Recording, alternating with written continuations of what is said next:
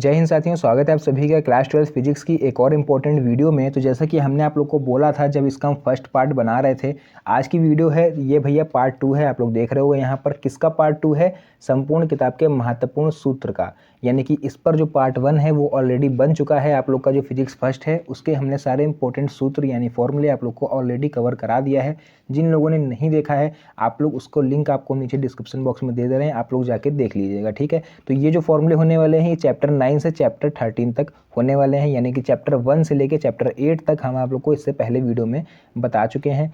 तो इससे आप लोग को क्या होगा, न्यूमेरिकल में कोई भी परेशानी नहीं होगी। तो चलिए आज चैप्टर 9 से लेके 13 तक जितने भी फॉर्मूले आते हैं इस बीच में एक एक छोटा सा छोटा फॉर्मूला आप लोग को हम कवर करा देते हैं। तो देखिए पहला मेरा यहाँ पर चैप्टर है किरण प्रकाशिकी एवं प्रकाशिकी यंत्र, ठीक। तो इसमें से जो इंपॉर्टेंट फॉर्मूले बन सकते हैं वो पहला है कि किसी माध्यम का निरपेक्ष अपवर्तनांक, ठीक। किसी माध्यम के निरपेक्ष अगर आपको अपवर्तनांक ज्ञात करना है यानी कि n ज्ञात करना है तो उसका फॉर्मूला होता है C/V। C मीन्स जो आपकी वो होती है, क्या बोलते हैं इसको, 3 × 10⁸ इस तरह से होता है प्रकाश की चाल, और v आपका जो वेग हो जाएगा इसमें, ठीक। चलिए नेक्स्ट हम लोग देखेंगे अपवर्तनांक तथा क्रांतिक कोण में क्या संबंध होता है। तो n = 1/sin c, ये sin c हमारा क्रांतिक कोण होता है और n हमारा होता है अपवर्तनांक।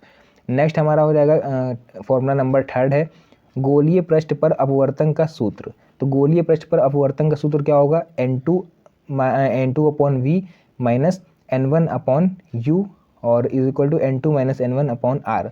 यहाँ पर एक मिस्टेक हो गई थी, यहाँ पर थोड़ा सा ध्यान दीजिएगा। ये जो v है हमारा भैया ये प्रतिबिंब से लेंस के बीच की दूरी होती है, ठीक है।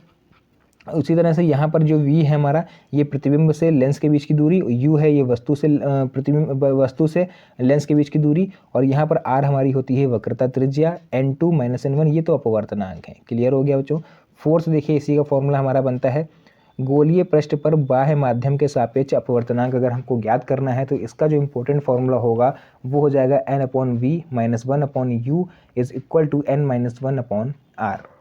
इसी चैप्टर से आपका पांचवा और सबसे ज़्यादा इंपॉर्टेंट फॉर्मूला बनेगा पतले लेंस के लिए अपवर्तन का सूत्र। तो क्या होता है किसी पतले लेंस के लिए अपवर्तन का सूत्र, 1/f = n - 1/r1 - 1/r2। तो इसका PDF अगर आपको चाहिए तो भाई टेलीग्राम चैनल मेरा ज्वाइन कर लीजिएगा, जिसका लिंक आपको चैनल के अबाउट सेक्शन में मिल जाएगा। वहीं पर इसके सारे PDF हम अपलोड कर देते हैं, आप लोग जाके ले लीजिएगा, ठीक है। चलिए इसका हम लोग 6 नंबर का फॉर्मूला देखते हैं कौन सा है। 6 नंबर का फॉर्मूला इसका देख लीजिए, संपर्क में रखे द्विउत्तल लेंस की फोकस दूरी। यानी कि दो संपर्क में अगर उत्तल लेंस रखे हुए हैं तो उसकी फोकस दूरी हम लोग बच्चों कैसे ज्ञात करेंगे। तो भाई 1/f = 1/f1 + 1/f2, इस तरह से हम लोग इसके बीच की जो फोकस दूरी है उसको ज्ञात करते हैं। संपर्क में रखे उत्तल एवं अवतल लेंस के बीच की फोकस दूरी, चलिए यहाँ पर बात हुई थी उत्तल लेंस अगर दोनों हैं, दोनों उत्तल लेंस हैं तब फोकस दूरी हम लोग ऐसे ज्ञात करेंगे। और मान लेते हैं एक उत्तल है और एक अवतल है, तब हम लोग बीच में केवल माइनस लगा देते हैं, इतना अंतर होता है। इसके अलावा इस फॉर्मूले में कोई भी चेंजेस नहीं होते हैं भैया। नेक्स्ट हम लोग बात करते हैं 2024 में आया हुआ मोस्ट इम्पॉर्टेंट टॉपिक न्यूटन का लेंस मेकर सूत्र। तो वो होता है F1 F2 x1 x2। Clear है, यहाँ बीच में मल्टीप्लाई है, तो ये होता है लेंस मेकर सूत्र। नेक्स्ट है भैया प्रिज्म के अपवर्तनांक का सूत्र क्या होता है। तो प्रिज्म के अगर आपको प्रिज्म का अपवर्तनांक निकालना है तो उसके लिए हमारा फॉर्मूला यूज़ होता है n = sin a + Δm/2 sin a/2। यहाँ पर a हमारा है बच्चों प्रिज्म कोण, Δm हमारा विचलन कोण है और n हमारा अपवर्तनांक है। क्लियर हो गया।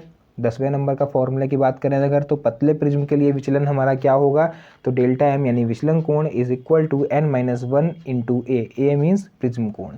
याद रखिएगा इतना। 11 नंबर का टॉपिक आता है खगोलीय दूरदर्शी की आवर्धन क्षमता हम लोग कैसे ज्ञात करेंगे। उसमें 2 पॉइंट होते हैं, पहला जब प्रतिबिंब आपका इन्फिनिट पे बनना है यानी कि अनंत पे बन रहा हो, और दूसरा होगा जब प्रतिबिंब एक निश्चित दूरी पर बन रहा हो, ठीक है। तो पहले हम लोग देखेंगे जब प्रतिबिंब अनंत पर बन रहा हो। जो m = -FO/FE। FO मीन्स अभिदृश्यक और FE मीन्स अभिनेत्र का, E मीन्स आई है ना, आई आँख कहाँ बनी है, अभिनेत्रिका पर। क्लियर हो गया। यानी कि जो यहाँ हमारा L होगा वो = हो जाएगा FO + FE के। नेक्स्ट हमारा है अगर प्रतिबिंब D पर बनना हो, D मीन्स स्पष्ट दृष्टि की न्यूनतम दूरी यानी डिस्टेंस कितनी होती है 25 सेंटीमीटर। तो अगर उस पर बन रहा हो तो यहाँ पर m = -FO/FE 1 + FE/D इतना एक्स्ट्रा ऐड हो जाएगा, ठीक है। यहाँ पर हो जाएगा L = FO + UE। UE means जो आपकी अभिनेत्रिका है उससे लेंस के बीच की दूरी। क्लियर हो गया यहाँ तक फॉर्मूले। चलिए अब हम लोग देखेंगे इसके बाद नेक्स्ट चैप्टर के सभी फॉर्मूले। उसके बाद अभी इसी का भैया 12 नंबर बचा हुआ है, संयुक्त सूक्ष्मदर्शी की आवर्धन क्षमता। देखो खगोलीय दूरदर्शी और संयुक्त सूक्ष्मदर्शी ये मोस्ट इंपॉर्टेंट टॉपिक है पूछे जाने वाले, यानी अगर इस चैप्टर से आपसे पूछा गया तो खगोलीय दूरदर्शी और संयुक्त सूक्ष्मदर्शी इसी का आपको आरेख बनाना पड़ेगा और इसी पर बेस्ड न्यूमेरिकल भी आपसे पूछेगा। तो इसमें भी 2 केस हैं, जैसे अभी उसमें 2 केस थे। पहला जब अनंत पर बन रहा हो तो m is equal to minus का V O upon U O. V O means जहाँ ऑब्जेक्ट रखी है, ठीक, उस ऑब्जेक्ट का जो प्रतिबिंब बनना है उससे लेंस के बीच की दूरी, और जो ऑब्जेक्ट है उससे लेंस के बीच की दूरी। क्लियर है। डी आपको पता ही है, स्पष्ट दृष्टि की जो न्यूनतम दूरी होती है यानी कि 25 सेंटीमीटर। एफ ई हमारी अभिनेत्रिका हो जाएगी और यहाँ पर L is equal to V O plus F E हो जाएगा। क्लियर है। और जब डी पर बनना हो तो M is equal to minus का V O upon U O 1 plus D upon F E, ठीक, L is equal to V O plus U E. तो ये आपको फॉर्मूला याद रखने हैं अगर आपको न्यूमेरिकल कुछ भी नहीं छोड़ के आने हैं अपने एग्जाम में और आप चाह रहे हो कि आपका जो 100 में से 90 प्लस नंबर आपके फिजिक्स में आए, तो आपको ये फॉर्मूले जरूर से याद करने पड़ेंगे, क्योंकि न्यूमेरिकल भैया 15 से 20 नंबर के न्यूमेरिकल पूछे जाते हैं आपके 70 नंबर के एग्जाम में, तो वो अच्छा खासा डिपेंड करते हैं आपकी परसेंटेज पर। नेक्स्ट हमारा इंपॉर्टेंट चैप्टर है तरंग प्रकाशिकी। तो इस चैप्टर के जितने भी इंपॉर्टेंट सूत्र बन सकते थे वो हमने आप लोग के लिए लिख दिए हैं। पहला है व्यतिकरण में परिणामी तरंग की तीव्रता हम लोग कैसे ज्ञात करेंगे। तो ये सिंपल सा फॉर्मूला होता है I is equal to I1 plus I2 plus 2 under root I1 I2 cos phi. ठीक है, तो ये तो बहुत ही सिंपल है, आपको आराम से याद हो जाएगा।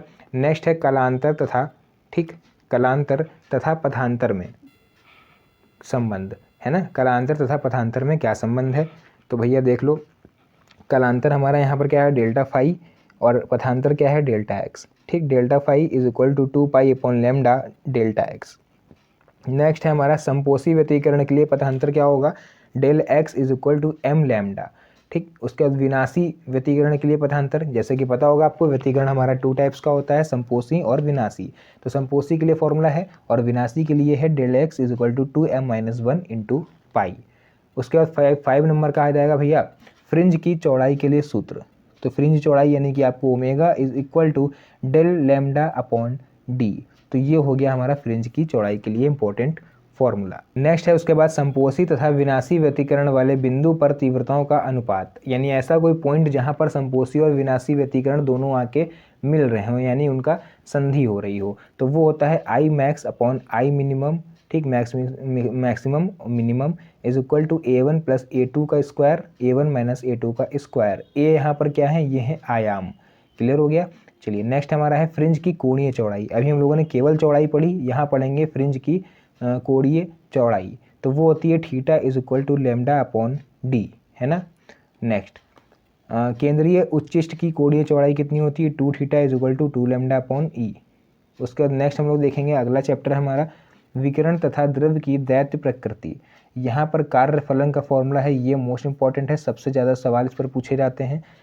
Work is equal to H mu, यहाँ पर इसको म्यू नॉट बोलेंगे हम लोग। ठीक है, आवृत्ति होती है, इसको ध्यान रखिएगा, इसको हम लोग म्यू बनाते हैं।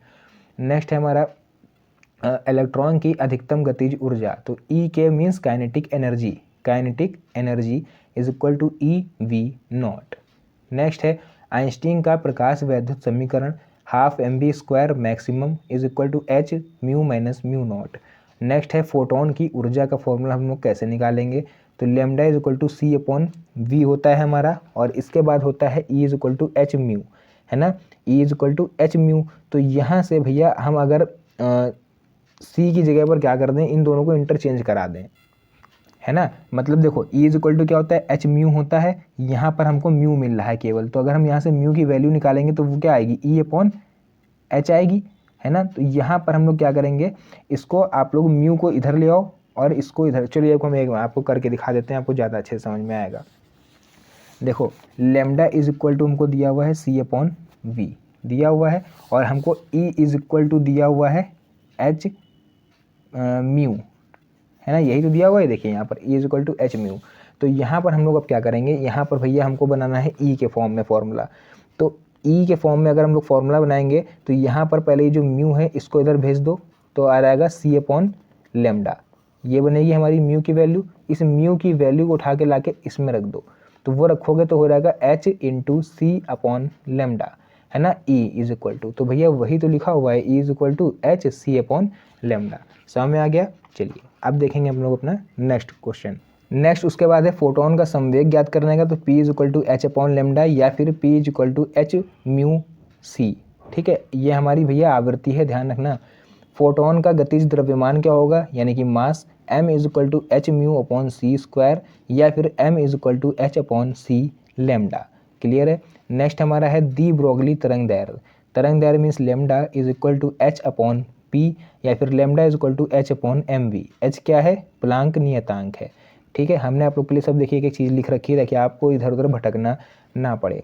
फिर भी अगर हमसे कुछ इसमें रह गया हो तो आप लोग यार कमेंट सेक्शन में ज़रूर से बताइएगा ताकि हम उसको नेक्स्ट वीडियो में सुधार का प्रयास करें और आप लोग के लिए एकदम परफेक्ट वीडियो बना पाएँ। नेक्स्ट है हमारा त्वरित विभवांतर के लिए, अगर आपको एग्जैक्ट पॉइंट पर विभवांतर ज्ञात करना है तो उसके लिए lambda is equal to H 2 MeV।